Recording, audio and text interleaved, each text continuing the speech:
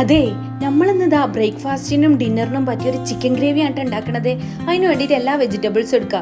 സവോള, tomato, 3 colour capsicum, പിന്നെ chicken ഒന്ന് മസാല തേച്ച് പിടിപ്പിക്കാനുള്ളതുകൊണ്ട് ഇഞ്ചി വെളുത്തുള്ളി പേസ്റ്റ്, മുളക് പൊടി, മഞ്ഞൾപ്പൊടി, ഉപ്പ്, പിന്നെ നമ്മളെ വലിയ ജീരകം ഉണ്ടല്ലോ അത് പൊടിച്ചതും കൂടി ഇട്ടെടുത്തിട്ട് ചിക്കൻ നന്നായി മസാല തേച്ച് പിടിപ്പിക്കുക. പിന്നെ വേറൊരു പാൻ എടുത്തിട്ട് അതിലേക്ക് വെളിച്ചെണ്ണ ഒഴിച്ച് കണ്ട് എന്ത് ചെയ്യുക, ഈ ചിക്കനൊക്കെ ഒന്ന് ഫ്രൈ ചെയ്തെടുക്കുക. പിന്നെ എൻ്റെ മൂത്തച്ചി കേട്ടോ എനിക്ക് റെസിപ്പി പറഞ്ഞത്, ഇതുണ്ടാക്കിയപ്പോൾ നല്ല ടേസ്റ്റ് ഉണ്ടായിരുന്നു. അപ്പോൾ എനിക്ക് നിങ്ങൾക്കും പറഞ്ഞുതരാണ്.